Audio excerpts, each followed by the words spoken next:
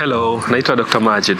Karibuni tena katika darasa letu la Sayansi Afya Podcast, na hii ni season 4 episode 8. Leo katika kipindi chetu tutajadili maswali na majibu kuhusu maambukizi ya minyoo katika mfumo wa chakula. Yaani question and answers about Helminth infection in the gastrointestinal system. Karibuni sana. Tukianza na swali la kwanza. Linasema, je, minyoo huingiaje mwilini na kufika kwenye utumbo? Huyu anaitwa Mahawi F kutoka Nachingwea, Tanzania. Hapa minyoo huingia kwenye mwili na kufika kwenye utumbo kwa njia kama 3 hivi au 2.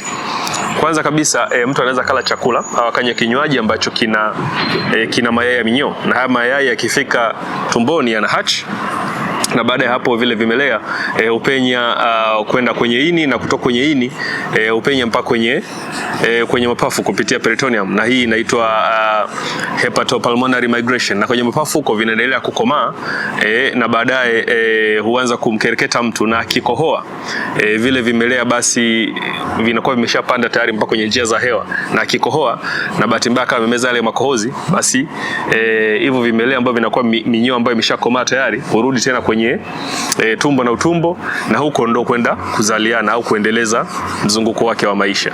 Lakini pia njia nyingine, vimelea vya minyoo kwa mfano kama vya schistosome vinaweza vikapenya kwenye ngozi, na vinavyopenya kwenye ngozi au vimelea kama vya hookworm vikipenya kwenye ngozi, basi hupita kwenye damu, na vinavyopita kwenye damu huenda mpaka kwenye mapafu, na vikifika kwenye mapafu basi vinaanza kukomaa taratibu, na mtu akipata kukereketwa kwenye mapafu vinapanda mpaka kwenye njia za hewa, na akikohoa akameza ile makohozi, basi vimelea hivyo ambavyo vimeshakomaa tayari huteremka mpaka kwenye tumbo na utumbo, na huko kwenda kuzaliana na kukamilisha mzunguko wa maisha. Lakini pia mtu anaweza kala nyama ambayo ina cyst za minyoo, kwa mfano cyst seccae ni baadhi ya minyoo ambayo inatengeneza cyst kwenye nyama, na mtu akila anaweza akapata maambukizi kwa namna hiyo. Kwa hiyo hizo ndo njia ambazo vimelea vya minyoo au minyoo hutoka nje na kuingia ndani ya mwili, na pia kufika kwenye tumbo na utumbo. Swali namba 2 linasema, can Helminth trigger acute surgical abdomen? Huyu anaitwa Michael T kutoka Glasgow, UK. Anachoulizia hapa, je, ni maambukizi ya minyoo katika utumbo au tumbo inaweza kusababisha matatizo ambayo yakahitaji attention ya upasuaji au yakahitaji matibabu ya upasuaji? Jibu ni ndio. Kwa mfano matatizo ya minyoo kwenye utumbo yanaweza kusababisha peritonitis, ambapo hii inakuwa ni inflammation ya peritoneum, na hii itahitaji matibabu ya kiupasuaji. Lakini pia inaweza kusababisha appendicitis ambayo inaweza kuhitaji pia matibabu ya kiupasuaji ambayo ni appendectomy. Lakini pia maambukizi ya minyoo yanaweza kusababisha intestinal obstruction, minyoo ikajirundika na kuwa mingi sana mpaka ikaziba utumbo, na ili kuzibua utumbo panaweza pakahitajika yafanyike matibabu ya kiupasuaji. Na haya matatizo yote unaweza ukaunganisha katika kundi la magonjwa ambayo linaitwa acute surgical abdomen. Swali namba 3 linasema, ni kwa nini watoto walio na minyoo huwa na tumbo kubwa sana? Huyu anaitwa Kidodi H kutoka Mufindi, Tanzania. Watoto ambao wanakuwa na ugonjwa wa minyoo au wamepata maambukizi ya minyoo kwenye tumbo na yamekaa muda mrefu sana, mara nyingi huwa na tumbo kubwa. Hii kutokana na sababu zifuatazo. Kwanza kabisa, minyoo inaweza ikawa mingi na vimelea vyake mpaka vikajaza tumbo na tumbo likawa kubwa au linavimba. Lakini pia sababu namba 2, watoto hao wanaweza kuwa na utapiamlo, wanaweza kuwa na hyponatremia, wanaweza kuwa na hypoproteinemia. Sababu namba 2, watoto hao wanaweza wakawa na hypoproteinemia, utapiamlo. Kwa hiyo inakuwa ni malnutrition, hypoproteinemia. Na ukiwa na upungufu wa protini, ambazo protini hutumika kama sponge kwa ajili ya kufyonza maji kwenye interstitial spaces, basi maji haya yakizagaa sehemu moja hapo ambapo maji haya huenda kutuama ni kwenye peritoneal space, ambapo husababisha ascites na tumbo kujaa maji, na hivyo tumbo huonekana kama limevimba. Lakini pia kitu cha 3, watoto hao huwa na gesi, tumbo linakuwa linajaa sana gesi. Kwa hivyo hizo ndo sababu zinasababisha mtoto mwenye maambukizi ya minyoo ambayo yamekaa muda mrefu anaweza akaonekana kama ana tumbo kubwa au tumbo lililojaa sana. Swali namba 4 linaulizia, je, mtu mzima anaweza kupata minyoo au ni ugonjwa wa watoto tu? Huyu anaitwa Shomari S kutoka Mbarara, Uganda. Mtu mzima anaweza kupata ugonjwa wa minyoo. Mtu yote anaweza kupata ugonjwa wa minyoo, na sio kwamba ni ugonjwa wa watoto tu. Kwa hivyo ni muhimu kujikinga, whether uwe mtoto, mtu mzima au mzee, ni muhimu kujikinga na maambukizi ya magonjwa ya minyoo. Lakini kwa watoto inakuwa ni zaidi, kwa sababu wengi wao hucheza kwa kutambaa au mara nyingi wanatambaa, na wakishika chini sehemu ambapo kuna udongo na uchafu, basi inakuwa ni rahisi kupata maambukizi hayo. Lakini pia kinga yao ya mwili inakuwa iko chini, ambayo inarahisisha wao wakipata maambukizi haya yanakuwa hayaponi kirahisi. Lakini mtu yeyote, awe mtoto, mtu mzima, mzee, anaweza kupata maambukizi ya minyoo. Swali namba 5 linauliza, does deworming eliminate immunity? Huyu anaitwa Jonathan S kutoka Lyon, France. Anachoulizia hapa, je, matumizi ya dawa za minyoo, deworming, dawa zile ambazo zinatolewa kwa kampeni kwa ajili ya kupunguza minyoo, kuondoa minyoo tumboni, kitendo hicho cha deworming, je, kinaondoa kinga? Jibu ni hapana. Kitendo hiki kwa kifupi kinaongeza kinga au kinasaidia kuongeza kinga.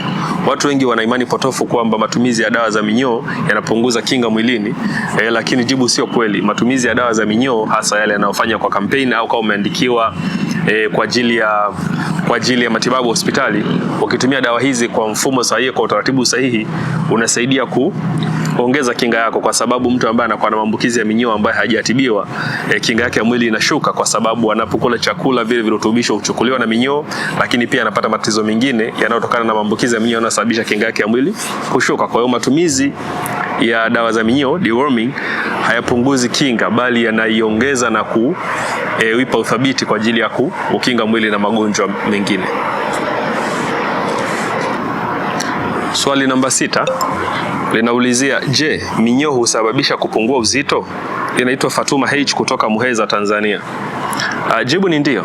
Mtu anapokuwa na maambukizi ya minyoo, uzito wake upungua, na hii kutokana na mara nyingi na utapiamlo na afya ambayo inakuwa iko duni, uzito wake upungua. Hata kila chakula, basi chakula hicho kinaweza mara nyingi kikatumika na minyoo. Aidha ni chakula ambacho ndani yake kina nishati, wanga, au kina mafuta au kina protini, zitatumika na minyoo, na mwili wake utakuwa upati chochote, na hivyo mwili wake utapungua uzito.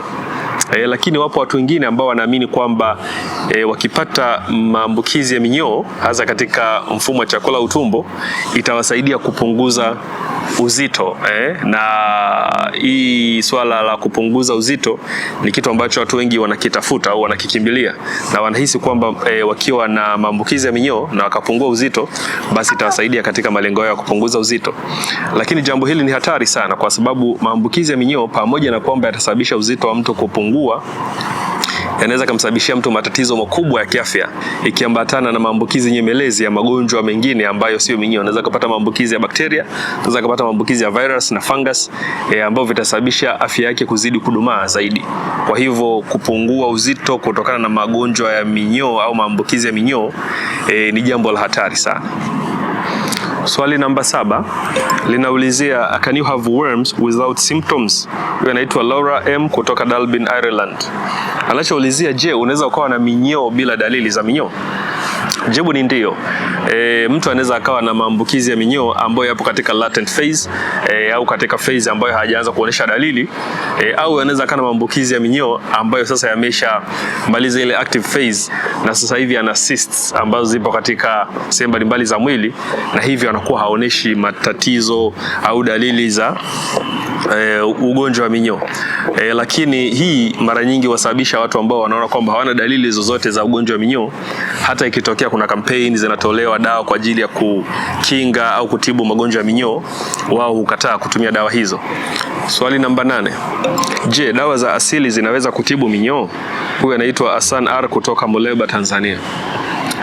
Hapa siwezi kuthibitisha kwamba kuna dawa ya asili ambayo inaweza kutibu ugonjwa wa minyoo, lakini dawa ambazo zimethibitika kwa njia za kisayansi na teknolojia katika maabara ni dawa ambazo zinatumika mahospitalini, ni dawa ambazo zinatumika mahospitalini kwa ajili ya kutibu magonjwa ya minyoo. Dawa kama albendazole, dawa kama mebendazole, ndio dawa ambazo zinatumika kwa ajili ya kutibu magonjwa ya minyoo.